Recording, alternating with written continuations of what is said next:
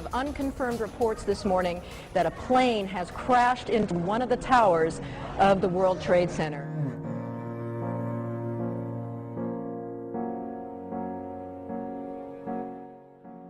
There's a huge pall of smoke coming from that direction.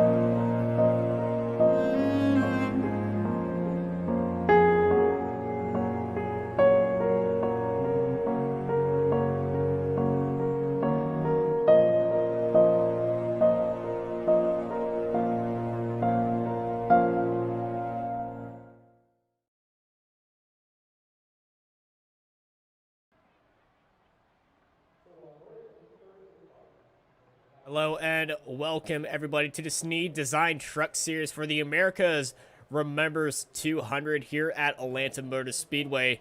I'm Austin Knight. I'm joined by Joshua Lee here, and you are watching Racecraft TV. Joshua, welcome to the booth, and another exciting round of the Snead Competition Design Truck Series is underway. This is going to be a great night of action because Atlanta Motor Speedway always produces the best racing. The old track is very crucial because that eats up the tires, much like Darlington.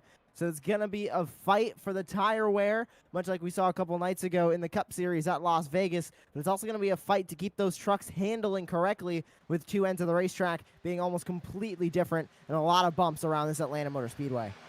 A lot of bumps around here in Atlanta. It's afternoon, so keeping these tires are in pristine condition is going to be a massive chore, and these guys are going to have their work cut out for them. So I'm not expecting a very tight race up front, but it's going to be very tight strategy-wise, and the stages are going to be keeping it very close, especially at the end with two 35-lap stages followed by a 64 final stage. But it's going to be all about tire wear and when you pit. That is going to be very crucial for each of these drivers to get that figured out, especially in stage one, so they can have that strategy for the remainder of the race. 134 laps on deck tonight, stages 35, 35, and the remaining run to the finish, 64 laps. So it is going to be a tight race for that strategy. And I think the driver that gets the right strategy, has the right handling race truck, is going to be able to grab this win tonight. Definitely they are, and it's just, Atlanta's so unique of a racetrack, even though it's pretty much cookie cutter with a few other mile and a halves. For some reason, it just handles a lot differently than the other mile and a halves. And that is due to all the bumps around this racetrack. It is one of the oldest surfaces left in NASCAR without a repave. So the bumps are crucial, and they get those trucks upset, especially down on that inside line, and they chew up the tires so quickly that it makes this racetrack so unique because it is so difficult to drive. This is one of the most difficult tracks on the circuit. Even if it is a lot like Texas, a lot like Charlotte, it is much different to drive, much like Texas is different from Charlotte and Atlanta, and much like Charlotte is different from Texas and Atlanta. Yeah, and speaking of the bumps, how do you set up a car and run a car to take these bumps easily? Do you have a higher ride height, better suspension, or a combination of both? It's all about trying to get that truck as low to the ground as possible without hitting the splitter when you go over the bumps. So very soft springs is what is going to make these trucks handle good and get over the bumps efficiently so that splitter does not hit the ground, because splitter hitting the ground means scrubbing off speed. That's the last thing you want to do, especially in a pack full of 26 race trucks. Now we're watching qualifying going on right now. We're on board Justin Lumpkin in the 84-0X Designs. He came around in 12th place with that 31.147. And now he's coming around that second giant banked oval, coming down through the tri-oval across the line. Where does Justin Lumpkin go? Up into third with a 38.95. Very fast time for that 87. Lumpkin needed a fast time there. He sat a little bit down the order with that fast time, putting him up into P3. That is a great starting position. Also going on to qualifying right now is Mark Truxall. And that number 5.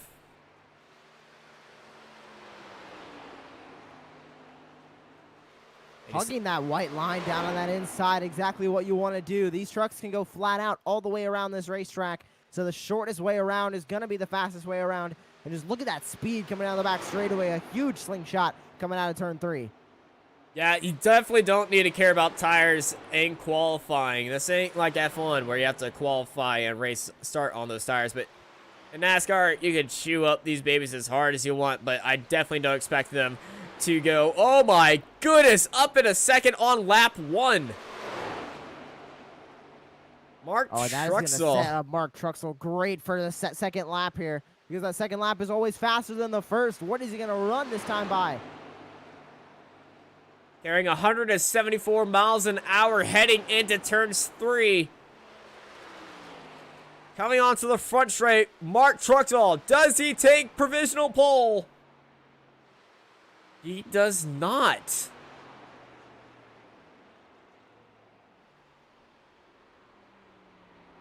Wait. 0.003 of a second separates Truxall and Castleberry.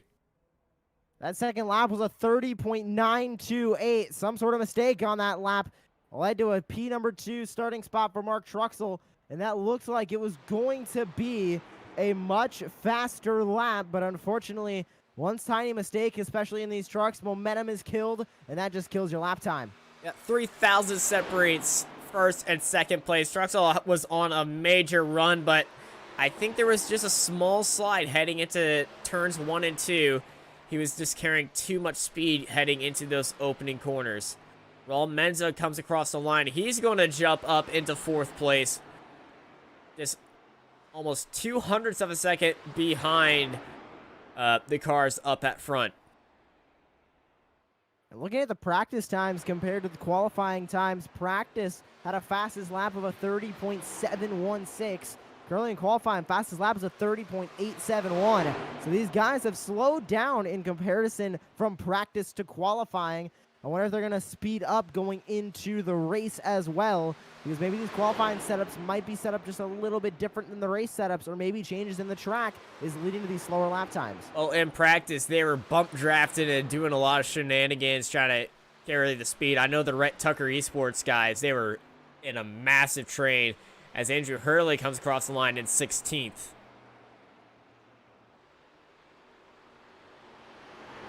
Not a great lap for Andrew Hurley, 30.984. Still under that 31 second time. As we see Scruggs, Peacock, Rogue, the 2 Williams, and Tony Smith all in that 31 second lap time. So not exactly the best times from them. but also it's a long race tonight. They are going to be able to make their way up through the field throughout tonight's race here in Atlanta. It is not spelling the end of their race just for a bad starting spot tonight. Yeah, it's not going to be a great starting spot for them, but it's definitely not going to be worse because oval racing, a lot can happen. You're going to have a great strategy going into this race. You can start at the back and you can still come up all the way and win it, especially here at Atlanta. It's a game of strategy and patience here, and aggression and flat-out speed.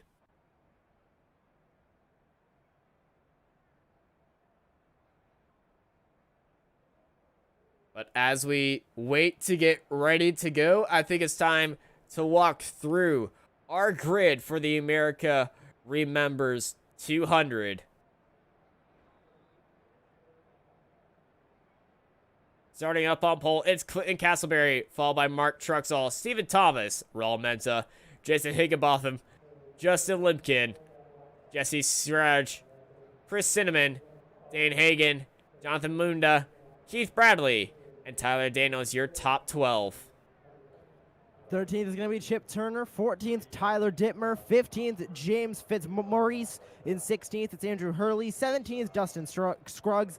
18th, Taylor Peacock. 19th, Nathan Rogue. Steve Williams will round out your top 20 with Mikey Williams and Tony Smith in 21st and 22nd. Casey Herring and Brady LaBeouf in 23rd and 24th. Rounding out that field, it's going to be Brandon Bullock and Tim Price. That is your grid here for the America Remembers 200 on this 9/11/2020, and we will never forget what happened on that day in 2001. It's a Snead Design Truck Series here at Atlanta on Racecraft TV. And I hope y'all are having a good time as we are getting ready to go racing.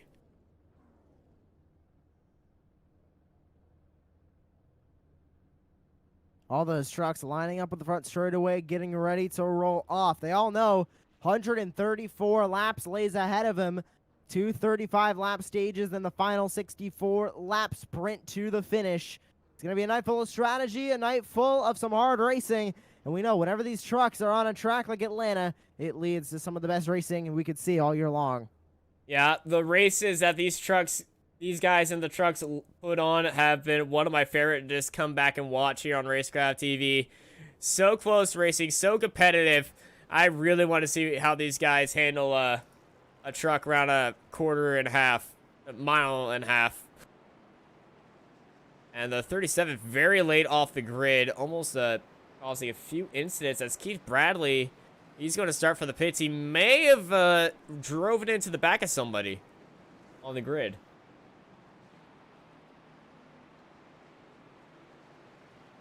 But it's a giant tire game here today. And we always do this. And so, looking at the field, Josh, who do you have your money on? Right now, I'm looking at those guys up front because they have shown that they have speed in their trucks.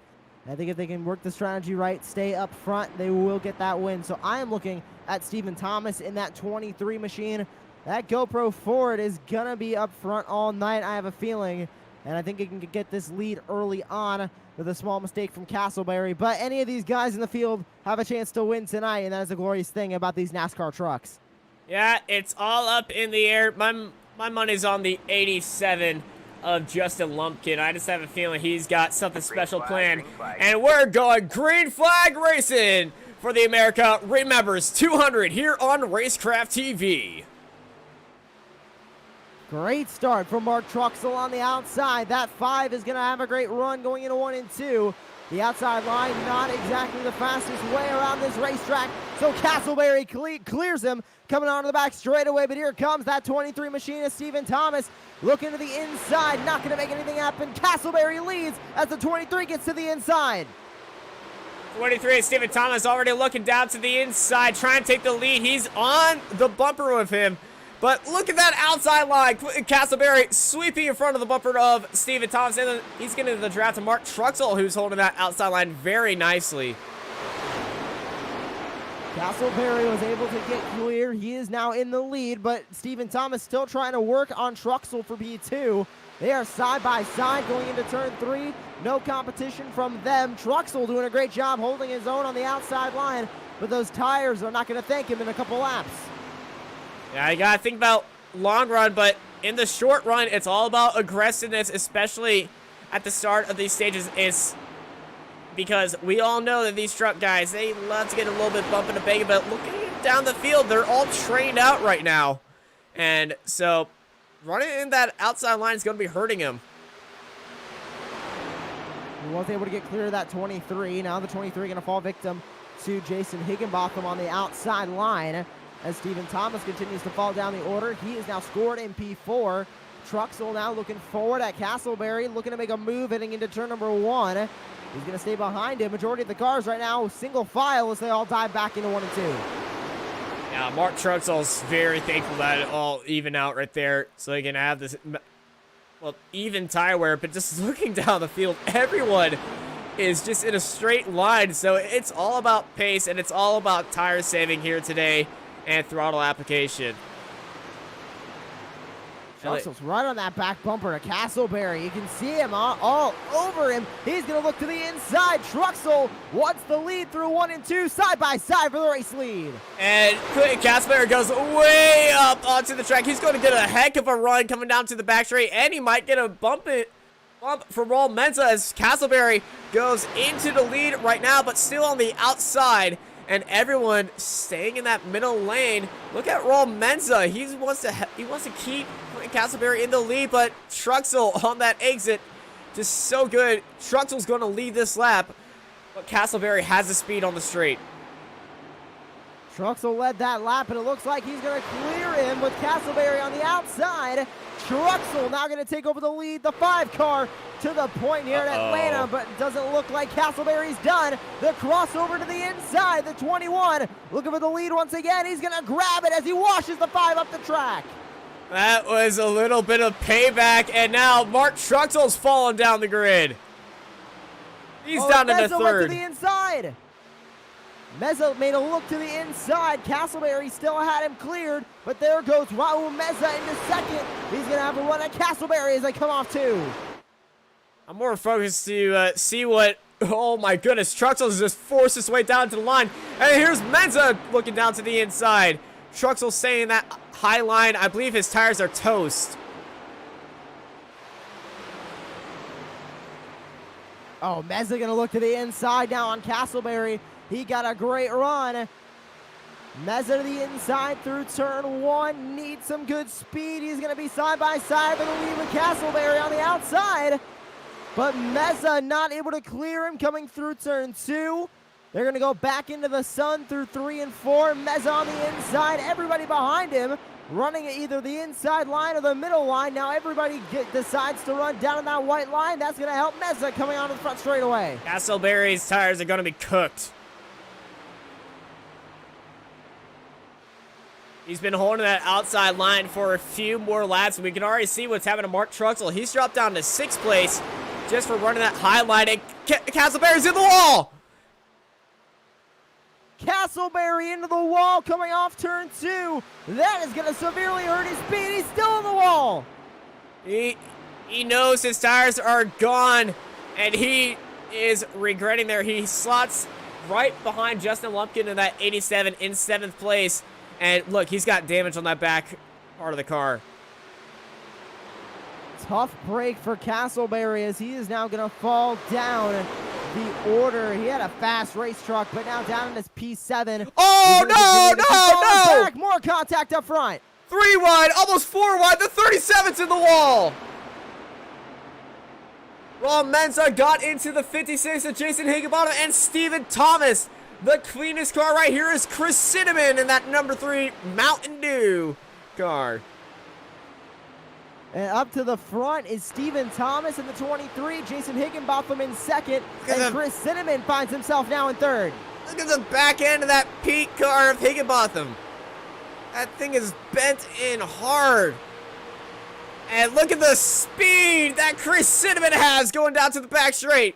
The front end of Stephen Thompson's 23 Toyota Tundra is not holding up to that clean Chevy. And that 3 is in the lead. And look who's at the bottom. It's the 87 of Justin Lumpkin. Chris Cinnamon and Justin Lumpkin are retaking the lead after chaos at the front here for the America Remembers 200. Stephen Thomas falls back the order, back into third where he started this race. Higginbotham falling backwards into fourth, but Castleberry was able to make up 2 spots. He's now back in fifth. Those 2 cars, Higginbotham and Thomas, have a lot of damage on there. Thomas has more damage on the front end, so that's going to be hurting his speed. Higginbotham has more damage on the back end, so that's going to be hurting his control. And that's going to be giving a little bit of a block to the 2 cars out in front for the field passing them. So this is playing directly into the hands of Cinnamon and Lumpkin right now because they have 2 clean cars and they're pulling away from the rest of the challengers right behind him. Because look at Truxall. He's just barely with them, and that gap has been pushed out wide almost to a second right now. I mean, what a great job from Chris Cinnamon and Justin Lumpkin. Both of them have gained 7 and 4 spots respectively, now leading this race 1 and 2. They did a great job conserving their tires and getting up to the front because they can make it to the end of stage 1 without pitting for fuel. So I think if we go green to the end, we're not going to see any pit stops until that stage break. I really want to see these guys go to the end and see how they perform on worn tires. Lumpkin down to the inside, Cinnamon around the outside. Lumpkin down to the inside, the 87 gets into the lead, and the 56 car is going to try to stay with these guys, and even with that rear end damage, he is staying up there. So he's got the draft. It's just, can that car stay handling well for the rest of this stage? The 56 trying to fight back and get back up to the front. Oh, that's a block. He's able to clear. He cleared the 3, not by much, but he did have him cleared. He's now going to set his eyes on Lumpkin in front. Yep. Jason Higginbotham not giving up damage or not. Let's ride on board Chris Cinnamon and this fight for the first or the lead here in stage 1. And Higginbotham's just buried in that draft. So he's being very patient about this, even with a damaged car. Down the back straightaway, majority of these leaders, top 3 right now, all single file. Make that top 6 or top 8 all single file right now. Some smaller battles happening back in the midfield with this battle for the lead just starting to heat up as Higginbotham finds the back bumper of Lumpkin. Will he make the move heading down into turn number 1? That 56 going to stay behind the 87 as they go back into 1 and 2, but Cinnamon 1 second. Cinnamon's looking. He doesn't want that damaged car in front of him. He doesn't know he doesn't trust Higginbotham, I think. And these guys going to continue to race down, and oh man, I think Higginbotham almost was trying to bump draft Lumpkin right there. And Higginbotham's got a lane, but does he have the speed? These top 3 are all in a heated battle for this lead. Lumpkin, Higginbotham, and Cinnamon. You can throw a blanket over these guys right now. 3/10 separate these top 3. And the more these guys follow and not fight, it's going to be the harder for Mark Truxall in 4th, who's in no man's land right now, to catch up with these guys. And Lumpkin's way up the track, down to the inside. Jason Higginbotham heads into the lead.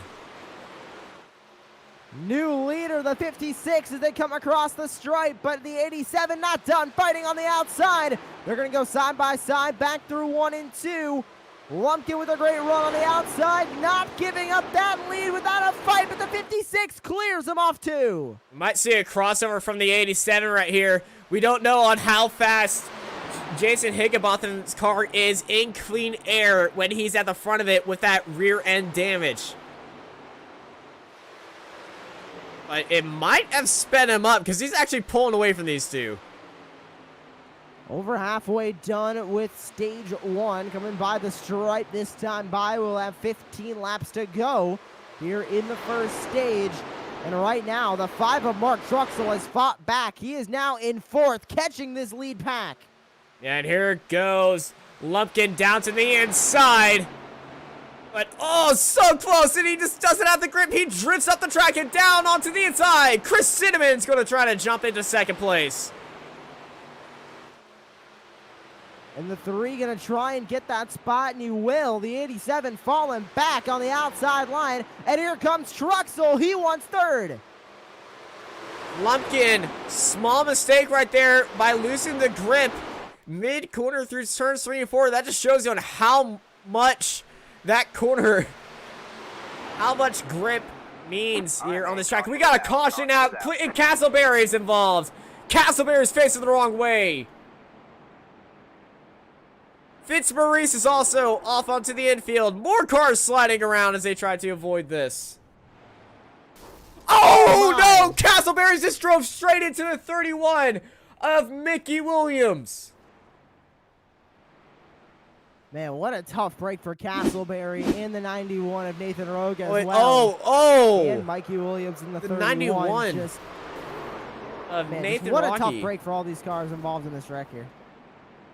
So what happened here is coming off of turns 1 and 2, Rogge and Castleberry were out of control, and Rogge just unfortunately got into the side of Castleberry. Then what happened after that, as everyone's slowing down and trying to avoid this, Castleberry thought it was clear and drove down immediately into the 31, and the 31 blew his engine right there. There's going to be a big post-race discussion about what just happened right there with that track re-entry. Well, pit road is going to be open. Believe it was opened that time by a couple takers down pit road. Truxell is in, Scruggs is in, Thomas is in, along with Peacock, Steve Williams, Daniels, Hurley, Bullock, and Price. I'm surprised more of these up front leaders did not come down pit road that time by, because These tires are out. The lap times have gone from low 31s, high 30s, to now basically running consistently in the high 32s, low 33s. So those guys on fresh Goodyear tires are going to have a great run for the final 10 laps of this stage. I would not be surprised if we see a lot of really fast race trucks coming from the mid-pack and are able to pass many cars and grab some stage points here. But I think these lead lap cars are assuming that this stage is going to end pretty quickly. They're not going to have a lot of fight between them. But with these fresh Goodyear tires, you're going to see a lot of good drivers start racing their way up from the back. Yeah, Mark Truxell, Dustin Scruggs, we've seen these guys race. Scruggs didn't head into the pits, but Steve Williams and Mark Truxell, these guys are going to be very interesting to watch on this restart. And more news, Sarge and Turner, Fitzmaurice, and Rogge are heading into the pit lane, as Truxell is going to be restarting in 9th place. I would definitely watch that 5 on this restart with those fresh Goodyear tires. Yeah, he's going to be onto the inside of the 9. Who is that 9? Is that... Oh, that's Bradley LaBeouf. Or it's not Bradley LaBeouf. I think we might have somebody racing the 9 car, but he's actually the 39. Who is that 9 car? That 9 car is Brady LaBeouf, currently scored in 27 laps down. No, LaBeouf's not on the track. Well, then that would explain why the scoring says he's 28 laps down than Austin. Yeah. We're trying... Is that Casey Herring? It is Casey Herring. Yeah, that's Casey Herring.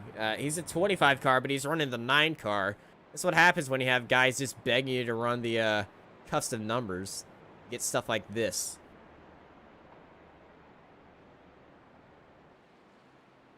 And looking up through the field, Tyler Dittmer has a lot of damage on his front nose. So he's going to be slow off this restart. Raul Menza, damage on the rear end of the car.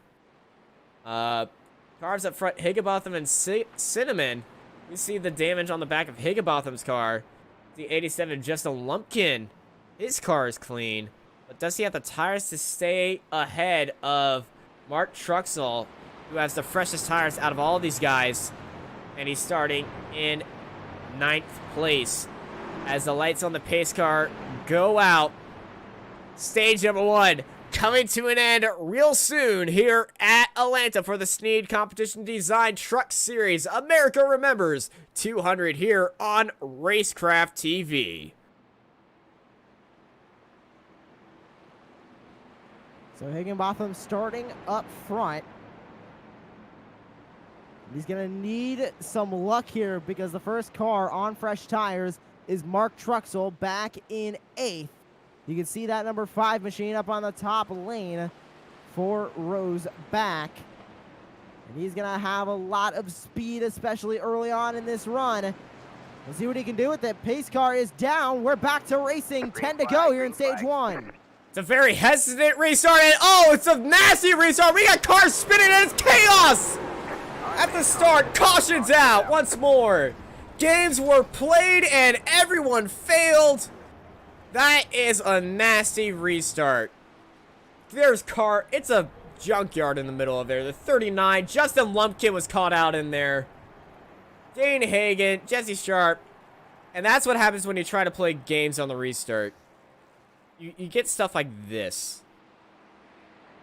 And it looks to me like the main issue here was the worn tires. The 87 pinned the throttle.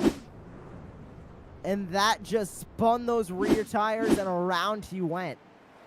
I think it was just Higginbotham checking up the entire field and then going. But yes, the worn tires definitely caused a massive factor in there.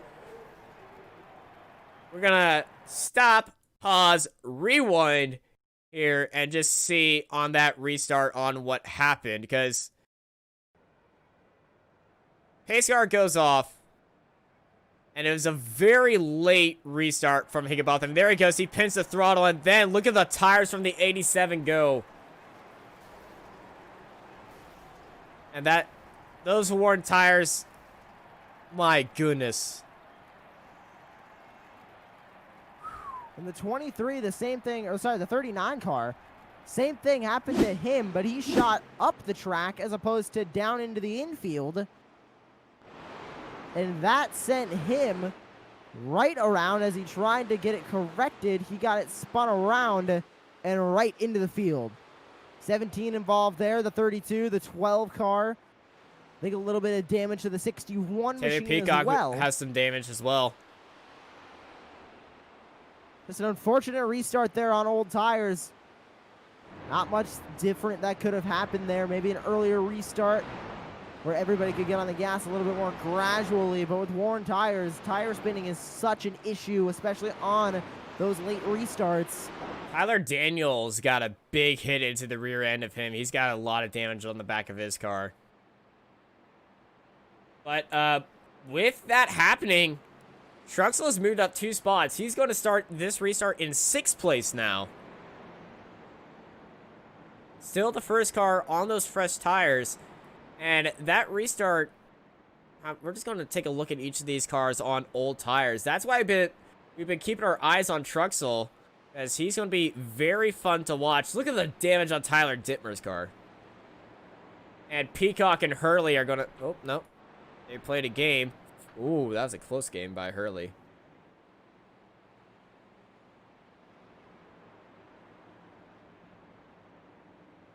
Well, now they're going to rack him up for another restart, which is going to be even closer to the end of stage 1. So that means it is going to be an even more exciting restart as everybody looks for those stage points.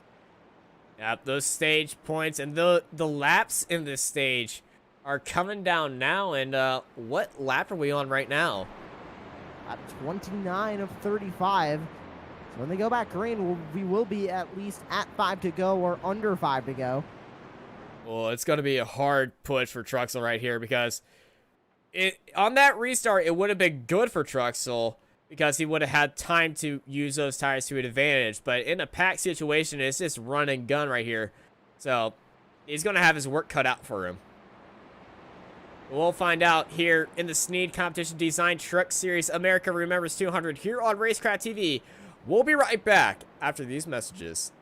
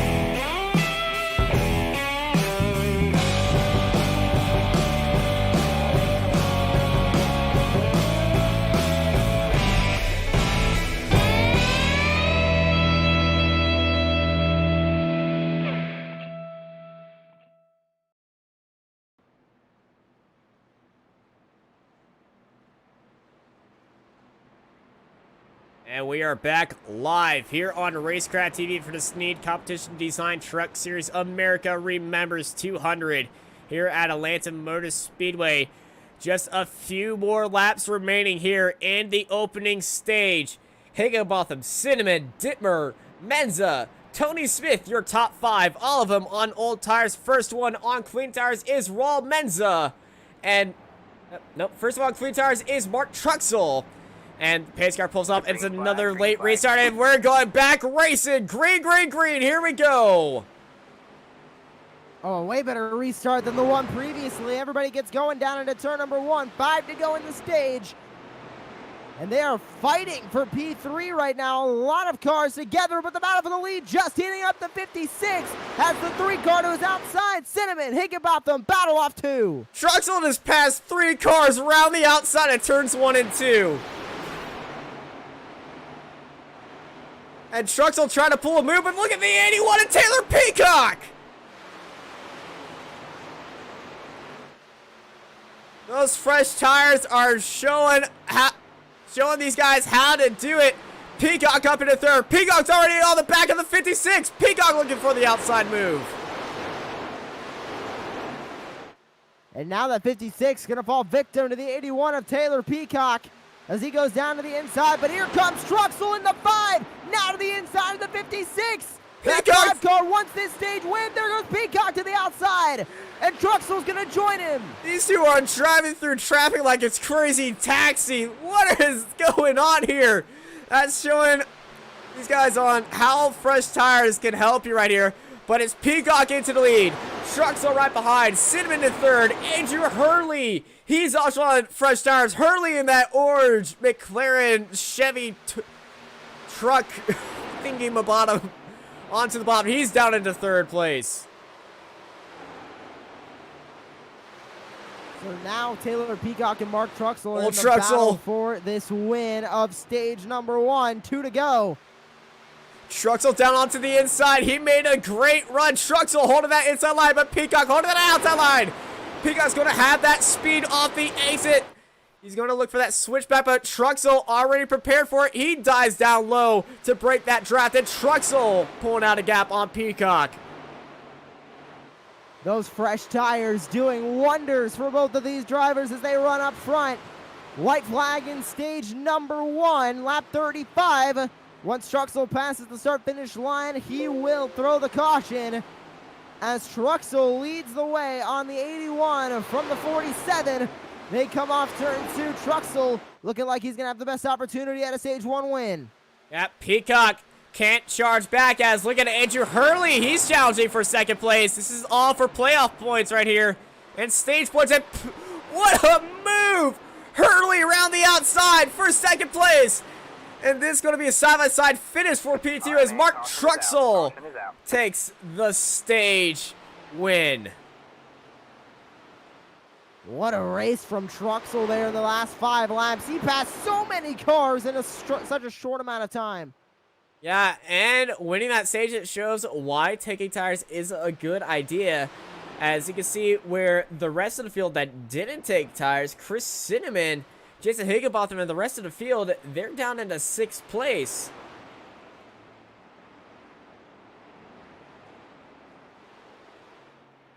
But all eyes are on Truxell, but Andrew Hurley and Taylor Peacock put up a heck of a fight, but Peacock, with that damage on his front end, he couldn't hold it. The money man, unfortunately, got that damage off that restart. We'll see if he comes into the pits this time by and gets that repaired.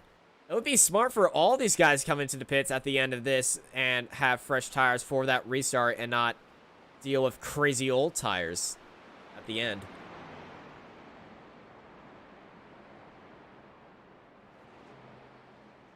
We'll see what happens if these guys head into the pits for more fresh rubber, or are they going to stay out for that track position and try to hold it on for another 35 laps.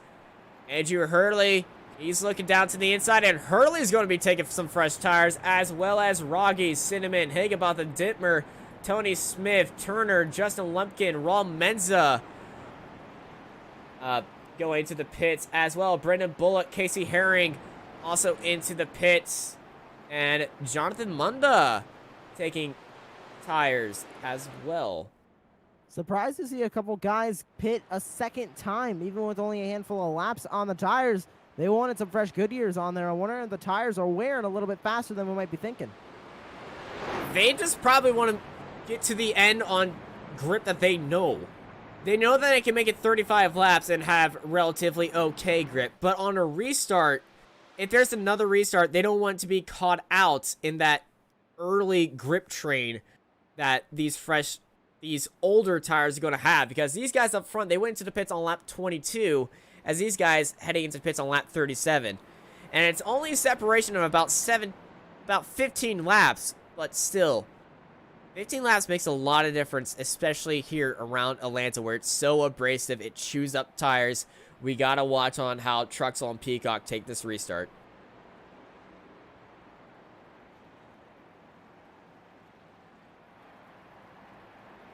You're watching the Snead Competition Design Truck Series here on Racecraft TV for the America Remembers 200 here at Atlanta. We'll be right back. You won't miss a thing as we go side by side. We have unconfirmed reporting that a plane has crashed into one of the towers of the World Trade Center. Can you see it? It's right there. Hidden behind an assortment of vibrant colors and corporate branding schemes. Look closer. Past the nearly 200 tons of handmade American steel. And beyond the highest quality, custom-designed electrical components and systems in the industry. Deeper still, to the very core. That's where you'll find it. The heart of NRE. Heart is what makes us who we are. Heart is why NRE products and services are made with more. More precision, more grit, and more passion.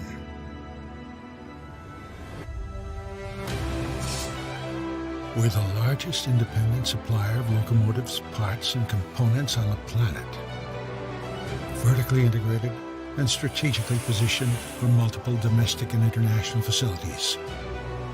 Our capacity and efficiency are simply unmatched. Fast and worth ethic, and sealed with a calloused handshake. We design real solutions for real-world challenges. Whether we're leading the charge on clean emission solutions or integrating the latest performance-enhancing technology into virtually any locomotive platform, we quote to delivery and ship from stock to offer the most flexible and comprehensive work scope throughout our global reach. Our customers call it a return on investment. We call it. And we're back live here for the Snead Competition Design Truck Series America Remembers 200 here at Atlanta Motor Speedway, live on Racecraft TV. Stage 1 ended. Mark Truxell took the lead, and we're going back green. But here for stage 2, it's green, green, green. Let's go racing. Truxell got a great restart. That 5 car with a huge slingshot down into 1. Truxell didn't wait any moment by. Look at the gap these guys have up front. As the rest of the field squabbling with each other. No chaos at all, but they are going 3 wide back there.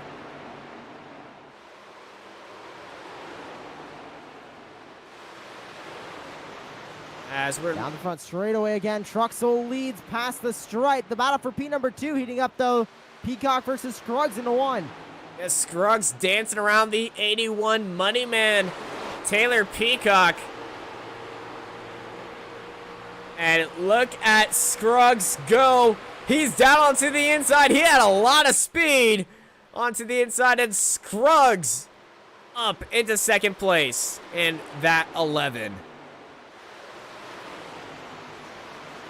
Truxell is gapping second place, though, versus Scruggs. A good, solid four truck lengths between those two. As Truxell is commanding this race lead right now. And Scruggs and Peacock is trying to catch him right now. And what a night for Scruggs and Peacock as well. Both up 15 spots from where they started. Yeah, Peacock has damage on his front hood. That was from that chaotic restart on stage 1 where everyone had no tires left at the front. He did get a big bonk right there, so that is hurting his top end speed. But Scruggs has caught up to Truxell. Scruggs now within striking distance of Truxell as they come off 2. Will Scruggs go for the move, going down into 3? Yes, he will to the inside. The 11 of Dustin Scruggs wants that lead from the 5 as they go through 3 and 4. He's going to get it. What a move by Dustin Scruggs for the lead here at Atlanta Motor Speedway. Now remember, Scruggs went into the pits on lap 23, as well as Mark Truxell, who went into the pits on lap 22. Nathan Rogge, though, he's leading the guys who went into the pits at the stage break. He is sitting in 5th place.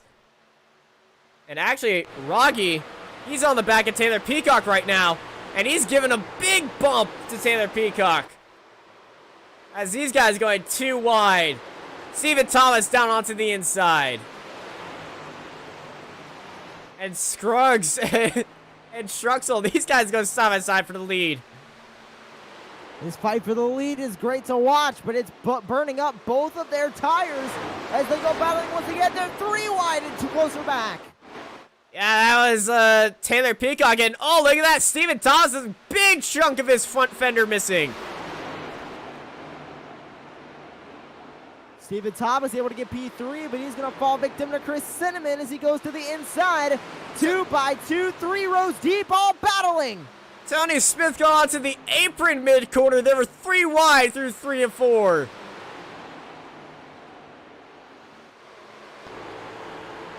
Trucks settle out. Oh, this is tight. This is tight. But still a battle, especially for this lead. Tony Smith almost getting into the back of the timeout systems car of Nathan Rogge as he makes his way up into 4th place with a commanding line. He's behind Chris Cinnamon. And where did Cinnamon come from? He's battling for the lead. Cinnamon went into the pits. He's got some fresh tires.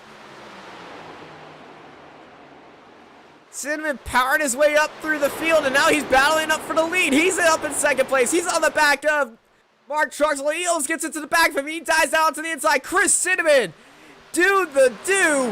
back into the lead here at Atlanta. Cinnamon leads. Truxell now going to be still battling with Dustin Scruggs, this time for 2nd, as Tony Smith and Nathan Rowe go side by side, but Smith contact up front, in front of the field. Tony Smith got pushed up. Tony Smith and the 11 of Dustin Scruggs caused the big one here in Atlanta. This 3rd crash here tonight, but definitely the biggest. We got a car smoking. That's James Fitzmaurice. And, oh, he's not going to be happy about that one.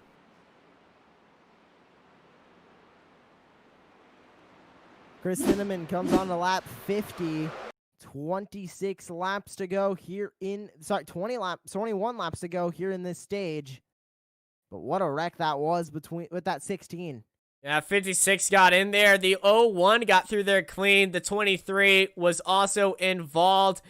And the 4 involved. The 33 nails the back of Scruggs. The 4 gets into what looks to be the McLaren car. And Scruggs is just spinning around like a top after that nail from the 33. Chris Cinnamon holds on to the lead with Truxell, Rogue, Turner, and Higginbotham rounding out the top 5 as the field tries to catch up to the pace car. And they do, and a couple cars coming down pit road. Cinnamon's in. One car staying Rogge. out. That is Nathan Rogue. Everybody else in. His name's actually pronounced Rogge. We were getting nailed by that. But it's Nathan Rogge staying out and rolling the dice here as everyone's down on pit road right now. Who's going to be winning the race off of it? It's going to be Chip Turner. Actually, no, Chip Turner, he stayed out. The winner off pit road. Oh, that was close. But it's Tony Smith. Just barely. The car that was in the wreck actually beat out Chris Cinnamon. But Don't have a stop time for him on the timing sheet, so I do not believe he came into his box. No. Tony Smith, stop time of 14.57. Stop time for Chris Cinnamon, 14.75. But Tony Smith, look at the amount of damage he has. He did not take a single bit of repair on that car.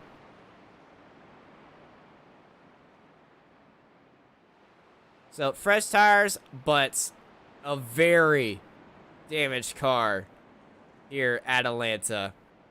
But the car that I really pleased to see made it through was the 01. And there goes Tony Smith back in there. So he might have done a drive-through penalty. But Chip Turner in that 911 Memorial car, that thing is just beautiful right there. Actually, no, that's a Hillbilly Life car. But it has an American flag on there, so I'm happy. You're here watching the Snead Design Truck Series, Snead Competition Design Truck Series. America Remembers 200 here on Racecraft TV. We'll be right back after this break. We have unconfirmed reports this morning that a plane has crashed into one of the towers of the World Trade Center.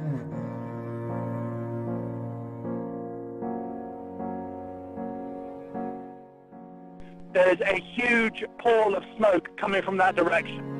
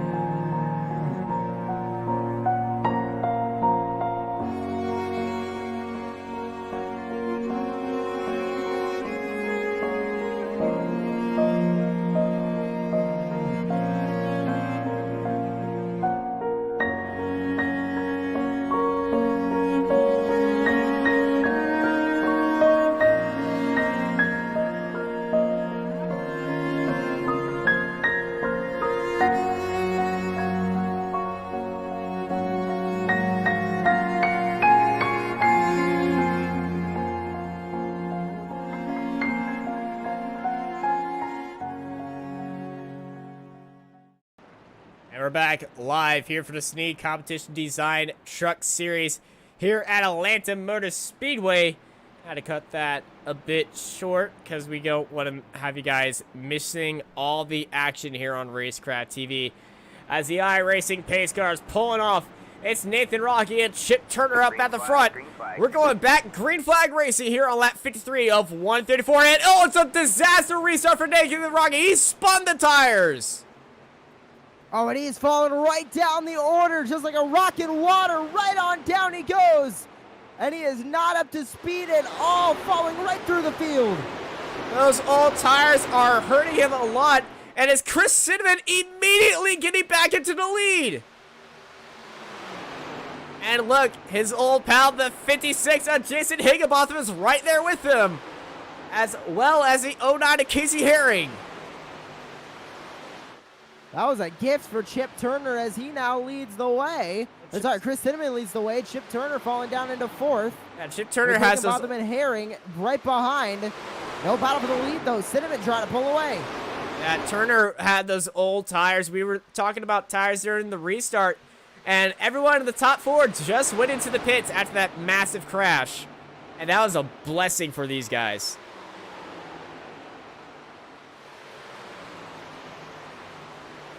And it's actually 5 laps to go in this stage. Down into turns 1 and 2 again. Cinnamon and Higginbotham right next to each other. That 56 has been one of the fastest trucks all night, but Casey Herring, we haven't seen much of him tonight. Started back in 23rd. He is now sitting in 3rd. Wait, I'm sorry. I misspoke. It's not a few more laps of the stage. It's about 10 laps. 12 laps of the stage. I'm bad at math. But Higginbotham and Cinnamon racing it out for the lead here in Atlanta.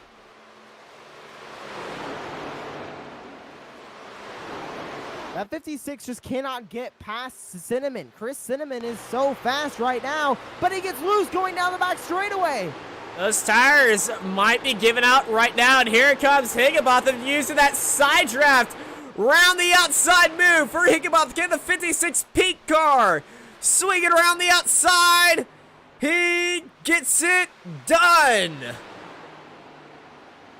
The 56 back to the lead. Now Casey Herring 1 second from Chris Cinnamon. Watch out for Herring and that 9 car. But look who is with them. That's Mark Truxell. These 4 cars so tightly packed together for the lead. I mean, he just keeps finding his way up front, it seems, that 5 car of Mark Truxell. No, Man, look at that 9 car of Casey Herring. Just trying any way he can to get by that 3 car, but he can't. Casey Herring, labeled as the 25 car, but he's actually driving the 9. And, oh, he's just using all the track on entry right there as you're just watching just Cinnamon and Higginbotham just race it out through 3 and 4.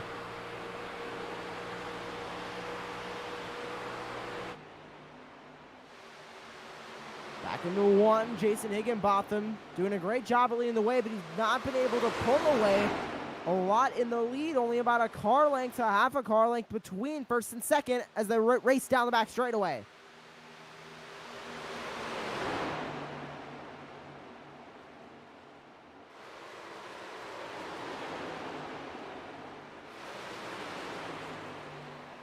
.56 still leading the way back onto the front straightaway. These top 4 all running together. The gap back from Truxell to 5th place Brandon Bullock about 5 seconds. So this 4-car breakaway is doing wonders for these leaders as they are able to stay out of trouble, out of wrecks, as long as they don't cause them themselves.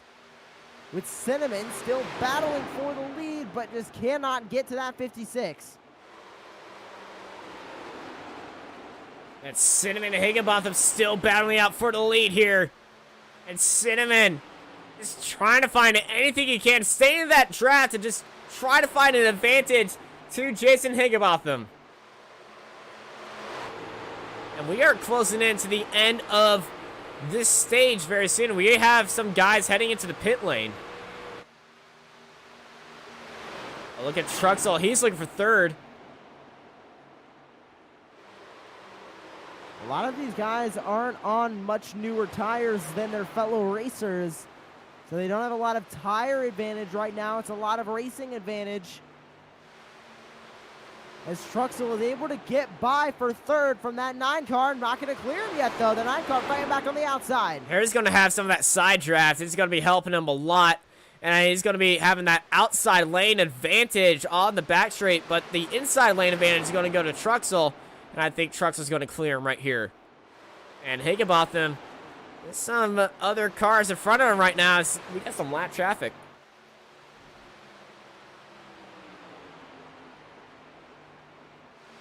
Seven laps remaining here in stage number 2 as Higginbotham leads Chris Cinnamon in 2nd. Then it's Truxell, Herring, and Bullock your top 5 with Fitzmaurice, Meza, Peacock, Castleberry, Munda, and Smith rounding out your current top 10 here on the racetrack. But this battle up front is between the 56 and the 3, but Chris Cinnamon washes up the track now. Cinnamon struggling with those tires. We saw that also in stage number 1. Later in the stage, he's just losing control of his car. But he has that pace at the start of the stages, so we're going to be keeping our eye on him, see if he can stay with the 56 and maybe pull some magic out of the hat. Because all these guys are struggling with the grip now. Grip struggles are going to start to come in, especially for those drivers who decided not to pit at that stage break, and maybe some of the drivers that decided not to pit in that last caution as well, as that track temp of 119 continues to climb. 120 degrees. It's getting hotter now. So these tires are being cooked alive here in Atlanta. And that's the South for you.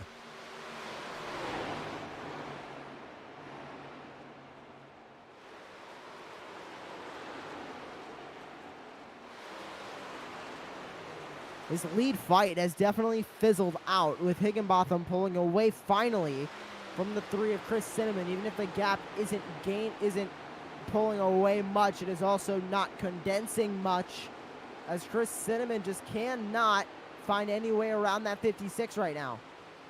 Yeah, it's a 3-car fight. Truxell is slowly making his way onto the back of Cinnamon. It's just a matter of when and if he can, but these top 3 guys definitely in it once again.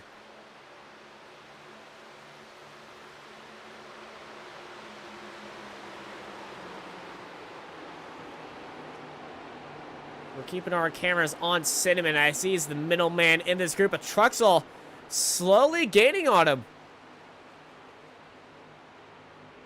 Truxell going to have an opportunity to make a move here soon. That gap getting within 0.3 of a second. Well, as you say, that's a curse. That is a curse.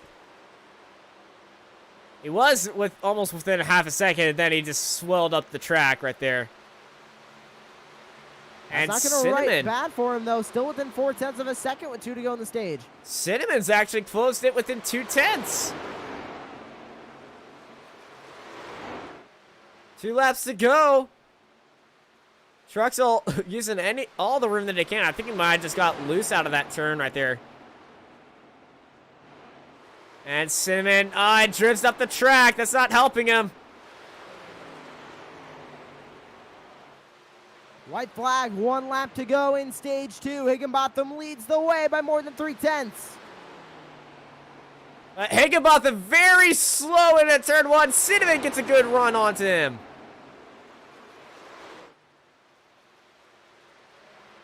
And look at that, Cinnamon and Truxell. These guys might have a scrap for P2. But Truxell going wide. And it's going to be Jason Higginbotham taking the stage 2 win here in Atlanta. All right, man. Caution is out. Caution is out for the stage 2 break. And your winner is Jason Higginbotham in that 56. A nice run through that second stage for him. Over halfway done with this race, and right now I'd say the favorite is that 56. The favorite is definitely within this top 3. These guys have been on top all day. Some of our other top runners, they fell down the field within that stage, but these 3 guys have been up there all day today. So it's definitely between Higginbotham, Cinnamon, and Truxell, but that was a very good stage for all 3 of these guys. They kept it clean. They kept it out of the wall. They made great tire decisions with that caution. And it's now time to watch them. I'm going to definitely believe that these guys are going to be heading into the pits once again and get ready for that final stage, that 64-lap stage to end out the Snead Design Competition Truck Series. America remembers 200 here on Racecraft TV. Stage number 2 is in the books. Let's bring on stage number 3 after this break.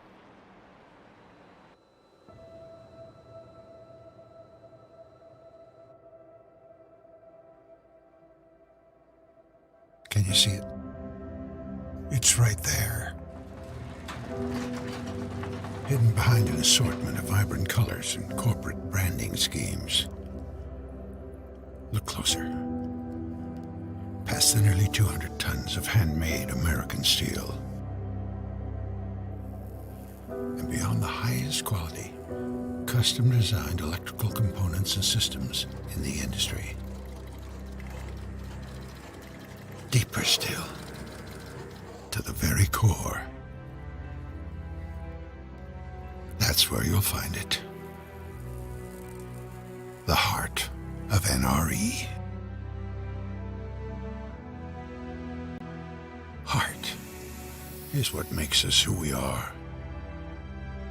Heart is why NRE products and services are made with more. More precision, more grit, and more passion.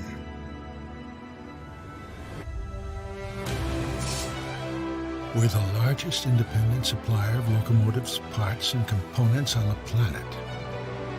Vertically integrated and strategically positioned for multiple domestic and international facilities.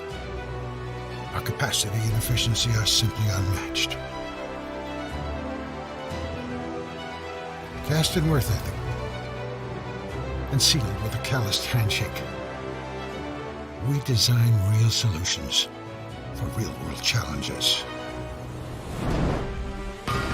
Whether we're leading the charge on clean emission solutions or integrating the latest performance-enhancing technology into virtually any locomotive platform, we quote to delivery and ship from stock to offer the most flexible and comprehensive work scope throughout our global reach.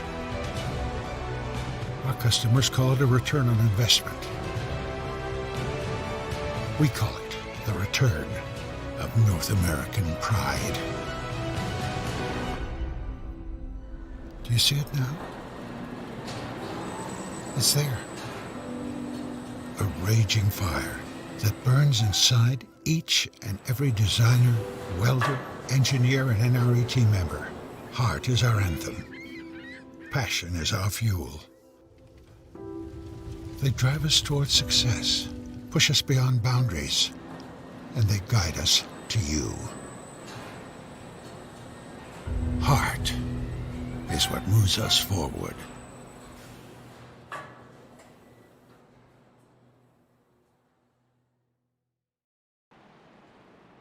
Welcome back to the Snead Competition Design Truck Series.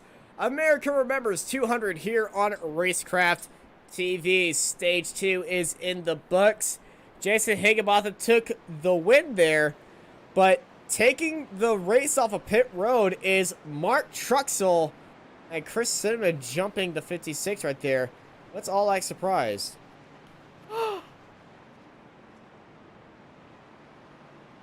Well, lights are on the pace car, and it's just a short lap around Atlanta before we get back going again.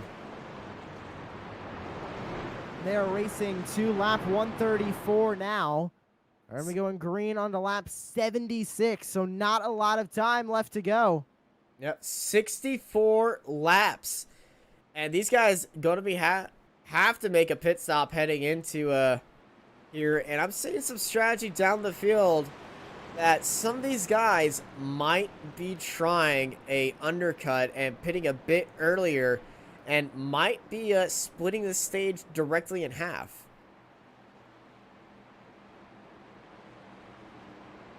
But we'll find out on who's doing what. 64 laps of heart-pounding action here in Atlanta. It's about to get underway, and we're going green, green, green. Once again for the America Remembers 200. Great start from Mark Truxell. He gets right out in front. Cinnamon and Higginbotham right there. They're going to battle for second. Amazing start for Truxell. Cinnamon and Higginbotham, though, immediately into a battle as everyone behind them thins out. And Clinton Castleberry's on the back of Taylor Peacock.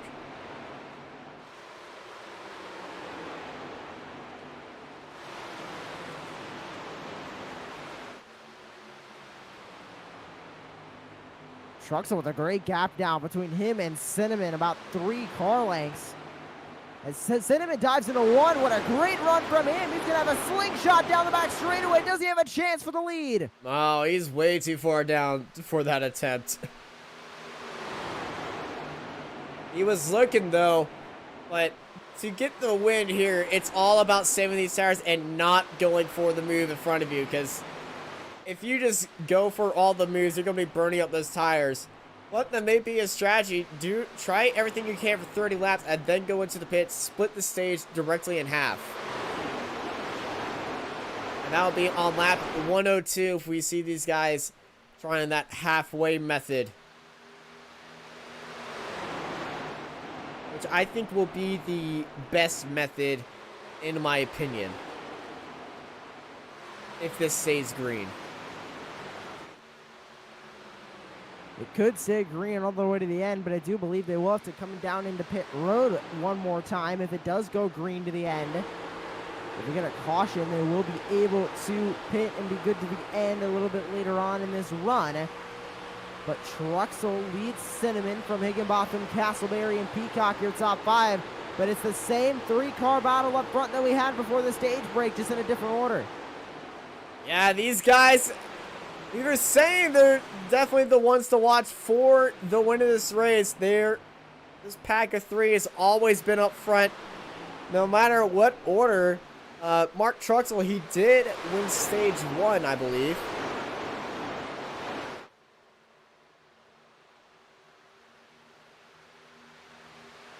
Actually, I don't think Truxell won stage 1.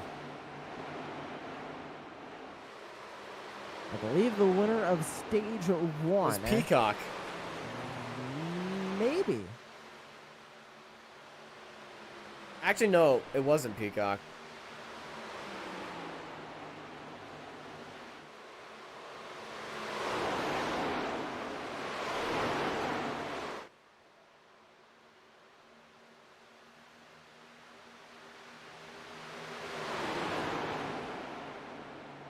Well, and a lot of...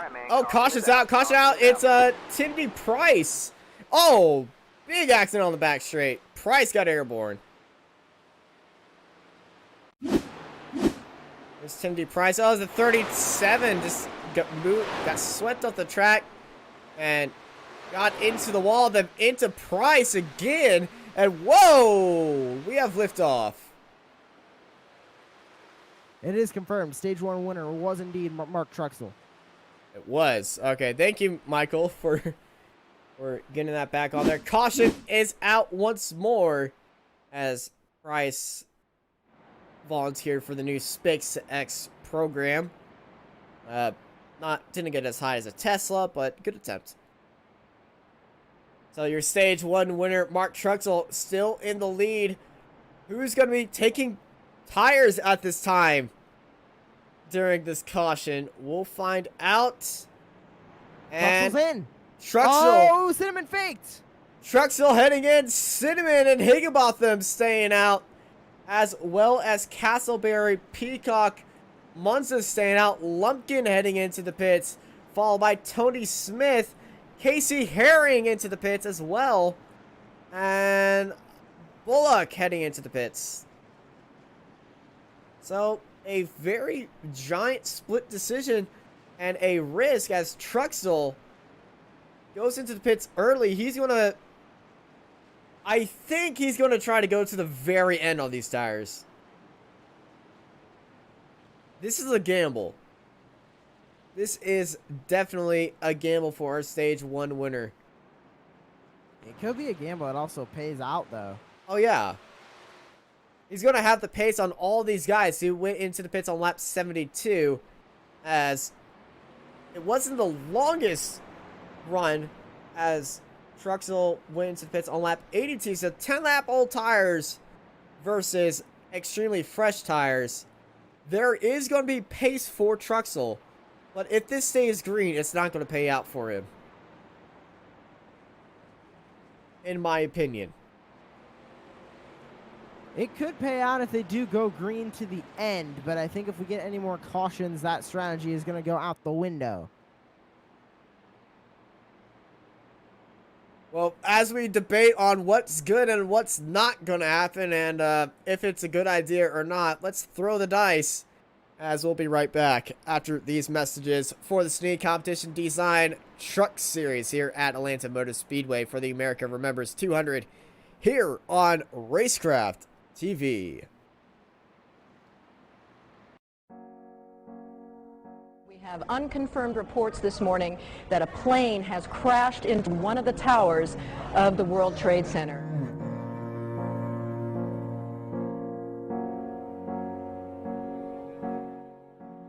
There's a huge pall of smoke coming from that direction.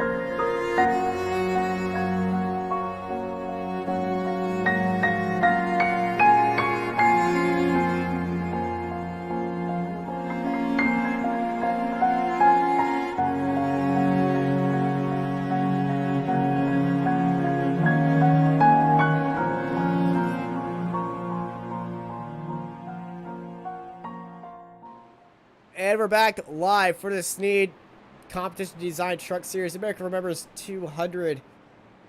As lights on the pace car are out, let's get ready to go back racing. Green flag, green flag. And Cinnamon miles ahead of Higginbotham. Castleberry and Higginbotham get a battle going into one, though. Castleberry on the inside. He started on the pole, got involved in a wreck early on, and he's now going to fight back for the lead. And Castleberry, it has been a fight back to the front, and we got a big slider in the back as they're going 4 wide. Who is that on the outside? Oh, no, it's Chip Turner. Chip, massive slide. Castleberry on the inside. Yeah, Oh, he's going to grab the lead. 21 to the front. Yeah, there we go. Quentin Castleberry, what a move into the lead.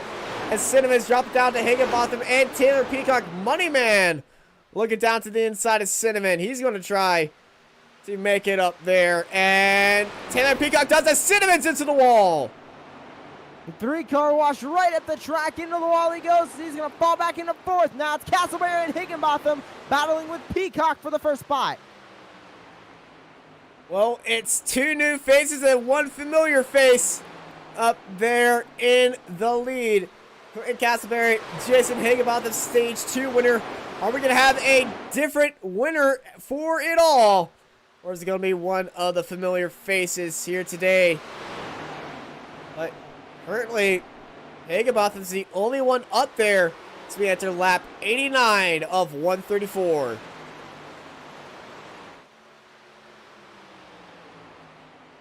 The 56 of Higginbotham on the back bumper of Castleberry. Both of these guys with some of the fastest trucks all night. Peacock just waiting in the wings for something to happen as the 56 looks for a runoff too. Not going to get it. Higginbotham's looking for the move. It's just he's got to be knowing on when to make the move.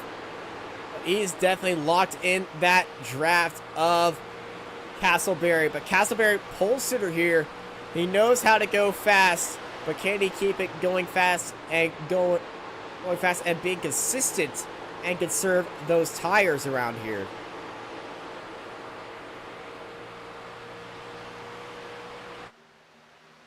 As Peacock's falling away, he's staying clear of that draft. He's going to be saving those tires.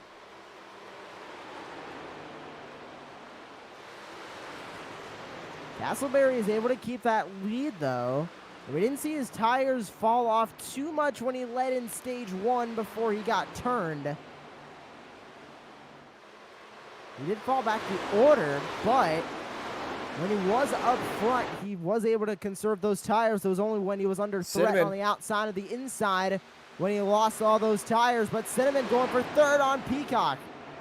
He got the spot. Chris Cinnamon has that spot even with that damaged car.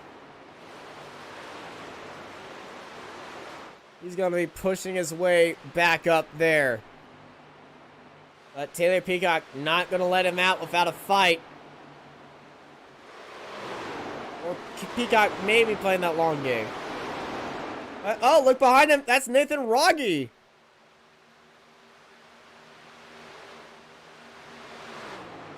We're going back into 3.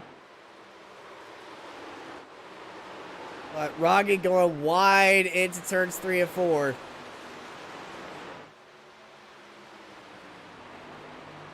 And this is just the battle for third place right now, as everybody up that front is spreading out. We have a battle for a little bit closer back. Raul Meza went to the outside of Jonathan Munda, but Munda able to keep that spot from the 37. Yeah, that 37 of Raul Meza is quick. And right behind these guys is Stephen Thomas, Tyler Daniel. But Mark Truxell, he is making some moves, and he's about to close in on this pack in front of him. Remember, Mark Truxell went in and got some fresh tires. So you have these two fighting up for the lead, Castleberry and Higginbotham. They've been battling for a couple laps. And that 56 just waiting in the wings for those tires to wear on Castleberry for him to make a mistake and capitalize. Coming across the line this time by 40 laps to go, just a little bit more than one of these stages. It looks like we're going to be staying green for this time by with everyone spread out. Last time I said that, though, the caution came out. Hopefully it doesn't happen here. But I'm expecting these guys within 7 laps who are out there in the lead to try to go into the pits and get a good sprint run into the record books.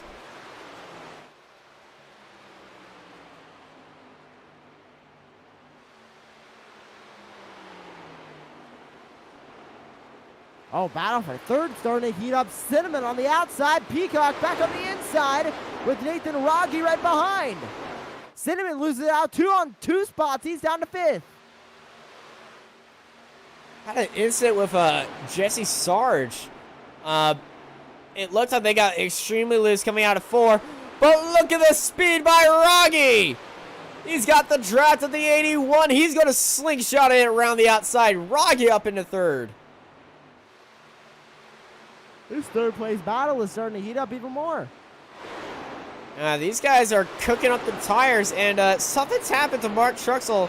He's dropped down to 12th place.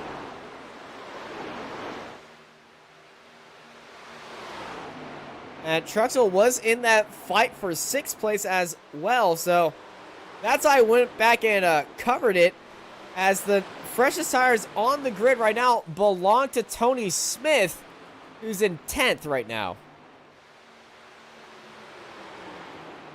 Oh, Peacock made a look to the inside. They're all so close together right now for 3rd. Money man Taylor Peacock looking in and looking aggressive right now. He knows when it's time to go. And all of them unable to run that very bottom line. These tires these guys are running on are donezo.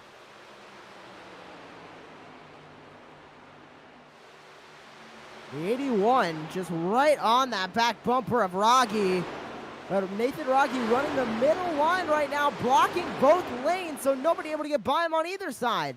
Up he though has one lane open. That's down onto the inside. And I think Peacock's going to try to do that right now, but he just doesn't have the tire grip to even attempt it. But I think he's going to try it, but he's getting swept up the track. Those tires are screaming for help right now. It's going to be very hard for him to run that bottom line and try to get past Rogge. He's going to have to focus on that exit, or else he's going to have a wiggle, and Cinnamon's going to be there. And speaking of Cinnamon, I think that's the case. To the outside goes the 3 of Chris Cinnamon, not going to make it stick. Tyler Dittmer and James Fitzmaurice just watching this all happen. They're catching it up. Watch the exit of Cinnamon, though. Cinnamon's on that back rear quarter panel. He's getting the drag tail from Rogge, but Peacock on that inside line, he is killing those tires right now. And they both go up the track. And now look behind him. That's Tony Smith in that 16. He has the freshest tires on the field right now. And he's closing in on these guys. He's going down to the inside of the 33 at Jason Fitzmaurice. Side by side still between Higginbotham and Rogge. As they go back into turn number 1 on the inside. That looks like the most dominant line, but Chris Cinnamon fighting on the outside. Yeah, Cinnamon almost into the wall as Peacock goes down low. And Peacock's followed by Tyler Dittmer right behind him. This battle up here for third is intense right now.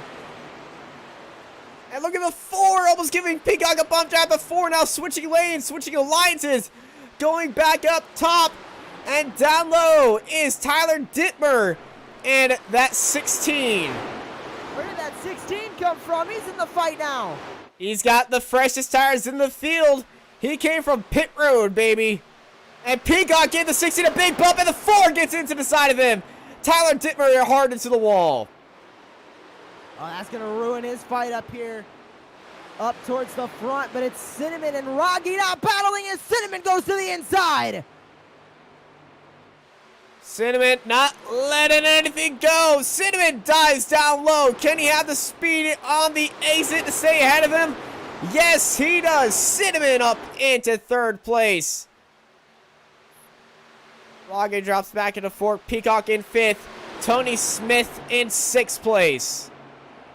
Lap 104 of 134. Are we going to see any pit stop takers now?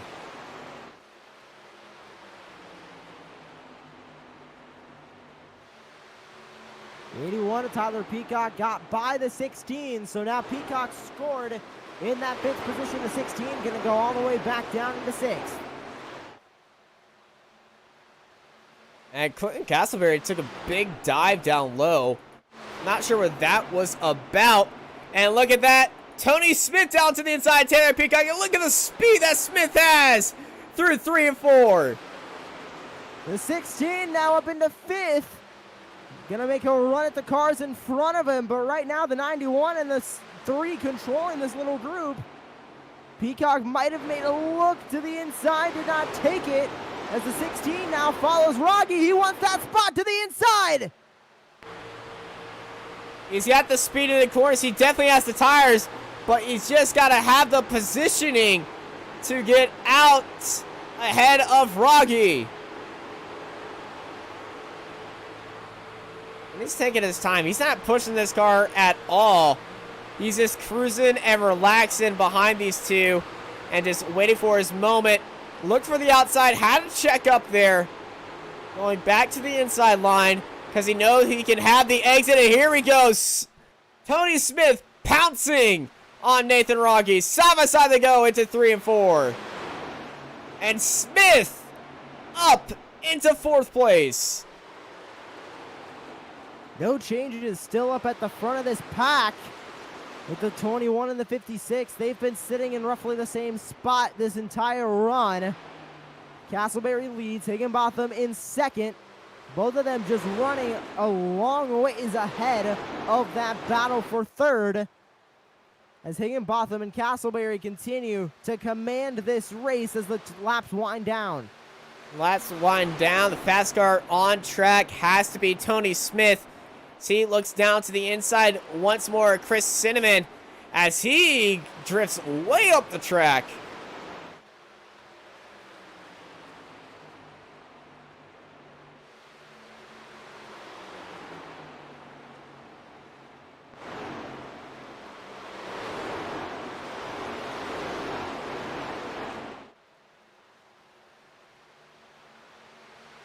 And then, oh, look at the background. One car got extremely loose. It's the black and red car of Jonathan Munda. He's all over the place. Don't panic. Well, I think you're making everyone panic. As what are you doing? Way Tyler up, down. Dittmer's in. Tyler Dittmer's in. 4 cars into pit road. Dittmer, early pit stop. He's going to try to roll the dice and go for a sprint finish. He's also joined by Tyler Daniels. I think they can feel that a caution might come soon. But will they go a lap down? That's the huge question. Where is Castleberry through 3 and 4? I think he's going to go a lap down. Yeah, these guys definitely going to go a lap down. And behind him, Tony Smith has made his way, but Higginbotham's on the bumper of Castleberry. Dittmer officially goes a lap down as the battle for the lead eats up, going down to 1. More guys in the pit row. Fitzmaurice, Thomas Meza, and Steve Williams. So it looks like green flag pit stops are going to happen. Oh! Just a matter of when. Bumping and banging and blocking up front. Castleberry went down low as well as Higginbotham. And both these guys fighting for track position as they're heading into 3 and 4. When is everybody else going to come down pit road is the huge question now as this battle for the lead continues. If they're coming down. 56 all over his bumper. If they're going to come down to pit road, because I believe they think that they can make it. Here comes Higginbotham. Higginbotham's looking low. Then you got a Lance car down low. Higginbotham down low for the lead. He got it. New leader, Higginbotham in the 56. And look at the pace. He's been saving those tires this entire run. And he's pulling way ahead of Castleberry.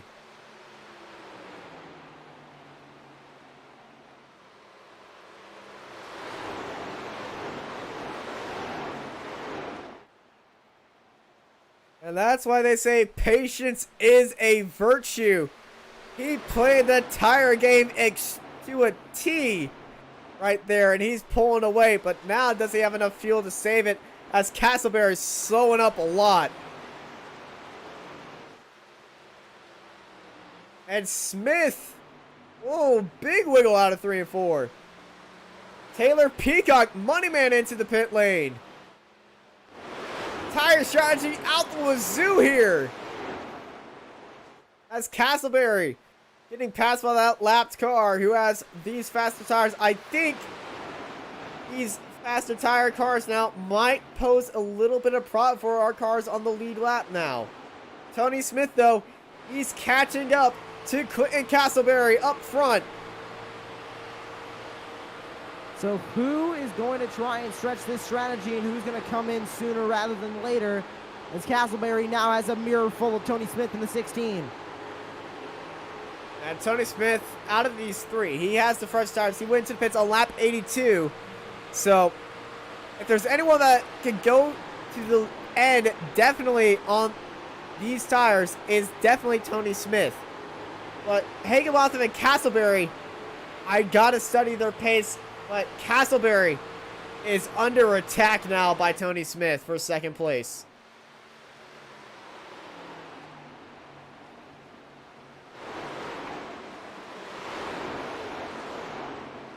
Oh, the 16 with a huge runoff, too. He's going to get to the inside of Castleberry. Clinton Castleberry, we saw the same thing happen in stage 1, falling down the order with worn tires. Yeah, Castleberry, he's down there. He's got the grip.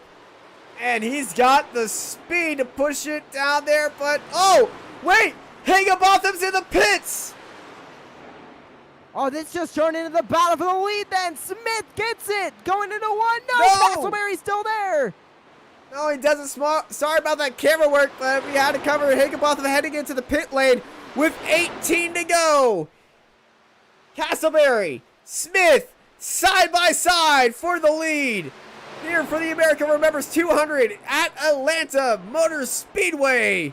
And it's Tony Smith sneaking his way into the lead. And he's followed. Are either of these drivers going to try and come down into pit road? No.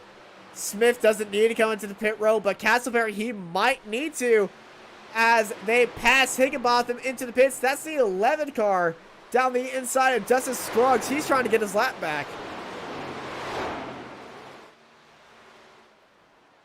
And those Rhett Tucker cars of Scruggs, teammate to Castleberry, he might be trying to give Castleberry a little bit of draft help, but Tony Smith is getting an entire side pod full of the 11, so some teammate tactics might be happening right here. But Scruggs definitely on the faster tires, as now there is a gap between them in the fight for the lead. Smith, Castleberry, Cinnamon, 16 laps to go, old tires. Can he make those tires work? Is he good on fuel? Can he make the tires work? All valid questions as he come across the line.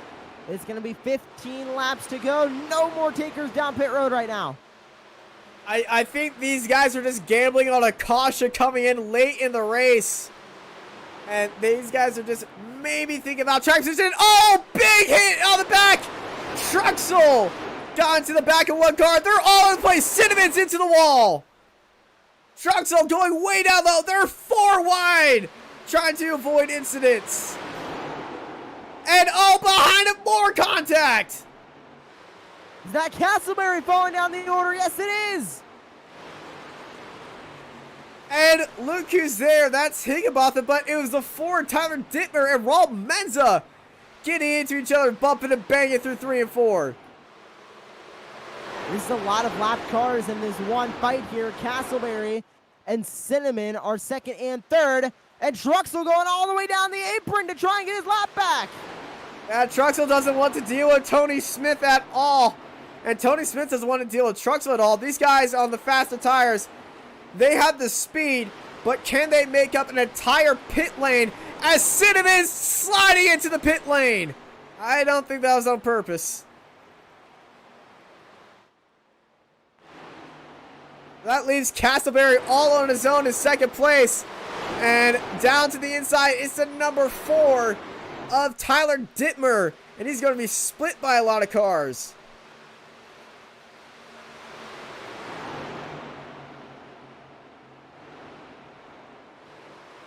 Smith doing a great job at leading in that 16 right now. He's going to come across the line. 12 laps to go now. He could be on a mission to stay out for the remainder of this race. He has pitted 5 times as opposed to Castleberry's 3. Yeah, Smith, he's visited pit lane a few more times. The person who's visited the pits the most, I would have to say, is Brandon Bullock, who is up into 7th, and he's up 18 spots. But Tony Smith up 21 spots today on a great tire strategy, pitting in on lap 82. But as you can see, the new tire strategy of everyone else proving to be much faster, but they're a lap down. Can they bring their way back up? The farthest new tire will be on lap 116. That's Higginbotham, who is up in the 9th right now. Just 26 seconds behind Tony Smith. Last lap for Higginbotham, 31:48. Last lap for Smith, 33:85. 2 seconds a lap. And that would just be 22 seconds. So Tony Smith would just be barely ahead of Jason Higginbotham at the end of this race if it stays green. 10 laps to go here in Atlanta. Can he catch him? Will we see any more cautions?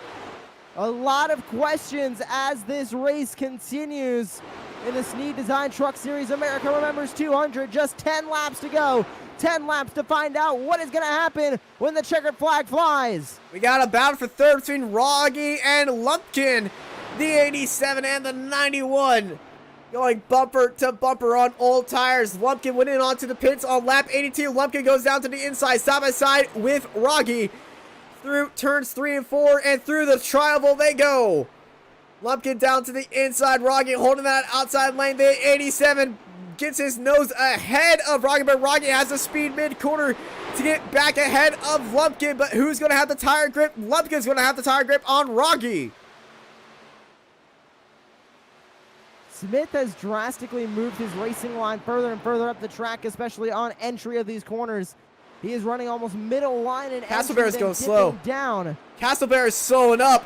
Lumpkin has passed Rogge, and now Lumpkin is catching up to Castleberry. Those tires on that 21 have just nothing left. He is going to need to come down pit road. I don't think he can make it 8 laps to the finish.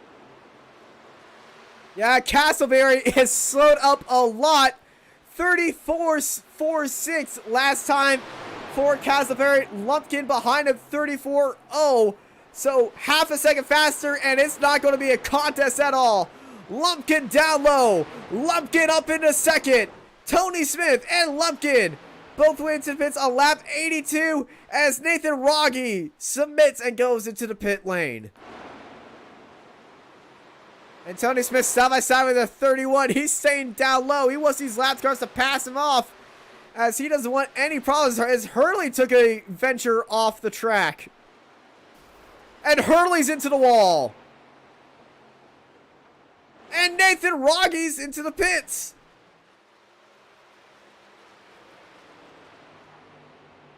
As well as Castleberry. Castleberry heads into the pit lane. Lumpkin now in second. He's diving into 1. Tony Smith coming off of turn 2. 3.6 seconds between first and second with 6 to go. Yeah, Lumpkin is faster than Smith. They both have the same car. That's Cinnamon passing Lumpkin right there. Last lap for Lumpkin, 33.8. Last lap for Smith, 34.2. Tony Smith being held up by a few laps cars. And Jason Higginbotham's up into 5th place. He is 14.7 seconds behind Tony Smith. He's averaging a 1.5 lap faster than Tony Smith and everybody in front of him. Can Higginbotham catch his way within 5 laps to go here at Atlanta Motor Speedway? As he now enters the battle for 3rd place between Hagan and Bullock. He passes Hagan with ease. 13.8 seconds right now is the gap. The lap time into the 34s now for Tony Smith. Last time by for Higginbotham. Look at the 91! What is it the this 91 time? got into the 17! He's on the wall! Brandon Bullock hard into the wall of the tri-oval. It was the 91 of Nathan Rogge fresh into the pits. Rogge now, he is down a lap down. He's down to 19th. A full 1 second difference in the last lap times between Smith and Higginbotham. But the gap is down to 12.8 seconds with 3 to go. Unless a blown tire happens, Tony Smith will be leading this race into checkers as Justin Lumpkin behind him is sitting in 2nd place. He's struggling with those tires right now. Higginbotham's up into 3rd, and he is closing in fast. Down to 12 seconds between the gap between Higginbotham and Tony Smith. Lumpkin sitting in the middle, 4.5 seconds. He's dealing with Turner right now in that 01 car. I don't think Higginbotham's going to have enough time. 11.5 seconds is the gap. And with only 1.5 laps to go, do not think he is going to be able to get there. But Tony Smith just got passed by the 9 car to get his lap back. And Tony Smith up 21 positions from where he started, down in 22nd. One final time around Atlanta, 1.5 miles to go. White flag in the air. Here for the Snead Competition Design Truck Series America remembers 200 here at Atlanta Motor Speedway on Racecraft TV. It has been a push-pull drive, but around 3 and 4 he goes, and heading into the tri-oval, he can breathe a sigh of relief now, and it's Tony Smith taking the win here at Atlanta. Lumpkin able to grab second, Higginbotham third, Bullock fourth, and Hagan comes home P5. The strategy to pit on lap 82 paid off for Tony Smith, and the ability to navigate through those faster lapped cars. He played it extremely safe, and he's going to take the win today. What a race.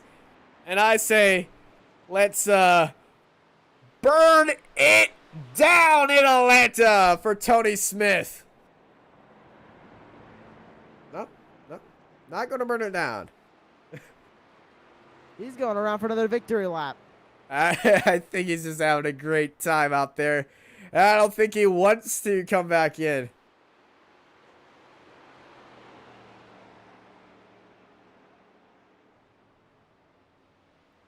Well, it's Tony Smith taking the victory here at Atlanta. As we bring up our results, it's Tony Smith taking the victory, followed by Justin Lumpkin, Jason Higginbotham in third, Brandon Bullock, Dane Hagan, Mark Truxall right behind in sixth place, followed by Taylor Peacock, Jesse Sarge, Andrew Hurley, Raul Menza, Stephen Thomas, James Fitzmaurice, Tyler Dittmer, Dustin Scruggs, Chasey Herring, Turner, Steve Williams, Nathan Rogge, Clinton Castleberry, Tyler Daniels in 20th. They're followed by Justin Monda, Chris Cinnamon, Mikey Williams, Tim D. Price, Keith Bradley, and Keith Bradley in 25th place. And Tony Smith gonna park it up with his teammate of Justin Lumpkin. And that is a photo right there for these two, as they are gonna have a little bit of a tug of war right now. But it's victory for the 0X boys.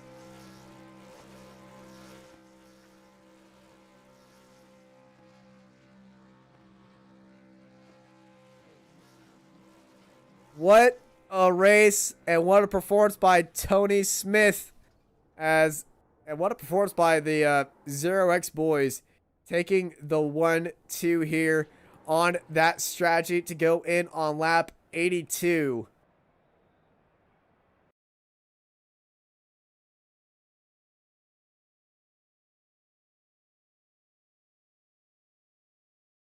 As we wait for a few of our drivers to head into the broadcast room, waiting room. Joshua Lee, any highlights from that race? I mean, just the strategy towards the end of that race, as everybody just tried to get to the end. And it turned out the earlier pit stops paid off for a lot of those drivers up front. And the late pit stops, when those drivers that tried to really ride out those tires, they ended up all the way down the order. Look at Clinton Castleberry, one of the last ones to pit. He fell all the way back to 19th, and that is where he finished tonight. So just an insane race, from the strategy to all the battles up front in the midfield and even back in the pack. It seemed like everywhere we had a battle all night. And it was an awesome 134 laps, 3 stages, full of action. Yeah, we do have our race winner with us right now. Ladies and gentlemen, please welcome Tony Smith. What's going on, guys? What's going on? Not much. A great race to watch, and just an amazing battle you had, and a lot of amazingness. But after getting into a crash earlier on in the race with Justice Scruggs, a massive crash, I must say, you pulled away to come back for the win after a early green flag pit stop. 10-4, yeah. Well, yeah, I mean, it was a good fast truck tonight, man. I mean, we've been strong all week practicing and everything, but the truck was really good. And, and I mean, we made that early pit call to go in on lap, but I don't know, I think it's 82. There you go, yeah. So when it paid off, stayed green. Yeah, you and your teammate finished 1-2. You both went into the pits on the same time. Were you always planning to go in on 82, or did the opportunity? No. So when you were out in the lead, you were getting passed by everybody who was going into the pits later than you, and they were showing up a lot of speed, 1 to 2 seconds to 3 seconds faster than you. Right. What was your thought process when they were all passing you? Well, but we was looking at the fuel thing there. I was 3 laps to the good with about 5 to go, and I knew I had them on the fuel. Everybody pitted, well, like 10 laps earlier than I did. So, I mean, I was like, well, all right, then I've got them here if I can just stay green. I mean, that was the big call. Well, and then, and and then on lap, probably lap 130, well, the one, stuff, yeah, I mean, well, on the lap we had the wreck, and I didn't know if they'd call the caution in the travel or not. So, so we just kind of cringed with that one, you know. The lap that was on lap 49. No. I mean, well, no, I mean at the end of it there, there was somebody spun across the travel. The spotter said he said they didn't call a caution. I believe, yeah, I'm not sure who that was exactly. Right. Yeah, but it was very lucky that the green did stay out. Exactly. But you did take the win after a very hard-fought race from back in the field all the way up 21 spots gained to take the checkers and the win here today. Before we let you go, anyone you want to thank? But well, I just want to thank when the Team Dangerous team on Twitch, and then I got the Zero X boys. I mean, we all run these trucks, so I mean that's my teammates. So yeah, I mean, Lump there, my spotter, so I mean that's who I want to thank tonight. The Team Dangerous, baby. Well, Team Dangerous took home a 1-2. Congrats on the win, and hopefully you have a great night. Thank you, sir. Appreciate it.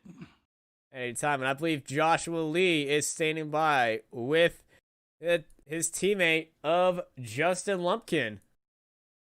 Justin Lumpkin, what a night for you. P2 finish and a 1-2 with your teammate. Awesome night for that E7. Heck yeah, man. We had a great strategy. Like he said earlier, we didn't plan on it, but whenever it come up, we was thinking we need to go in, top off, and we was close to making it. But as it went on, we knew we could make it. 5 total pit stops for you tonight. Was it always the plan to stop 5 times? Because we saw a lot of drivers come in. It seemed like the main strategy was 4 stops. What was the need for that extra 5th pit stop? That was mistakes on my part. That first caution, I spun the tires and got a little bit of damage, went in, got a little bit fixed. And then that second pit stop, I ended up actually leaving my quick repair on because I was just going to fix the rest of it. So I had to make sure I didn't get any damage the rest of the race. But no, it wasn't the plan for 5 pit stops at all. And overall, just an awesome night for you, finishing 5 seconds behind your teammate. Were you going to try and make a run for the win if you have a chance for it, or just sit back and watch Tony Smith grab that checkered flag? I'll take the chance to get around him anytime I get, but no, I didn't have nothing for him. My tires were dead. I got to about 3 seconds within of him, and it just started sliding, so I just kind of cruised to the finish. Anyone else you'd like to thank here on Racecraft TV? Yeah, man. The first person I need to thank is big man upstairs, God. If it wasn't for him, then none of us would be doing this. But I want to thank my amazing wife, my parents, my family, Zero X Designs, Team Dangerous, Sixer 1K is thanks to him for letting me. That's Tony Smith. Thanks for him letting me be a part of his Twitch community. Alcorn Builder Supply, the guys down there. That's about it, man. It's just an awesome night. Justin Lumpkin, P2 finish. Austin, sending it back to you. Send us out here from Atlanta. What a great race we saw here today at Road America for the Snead Competition Design Truck Series for the America Remembers 200. 3 amazing finishes for 3 great stages, but it all matters at the end. Tony Smith takes the win here at Atlanta, and what a way to end it out on a strategy call. And I just love these types of finishes. You've been watching the Snead Competition Design Truck Series here on Racecraft TV. I'm Austin Knight. I've been joined by Joshua Lee, and I hope y'all have a great night. We have unconfirmed reports this morning that a plane has crashed into one of the towers of the World Trade Center.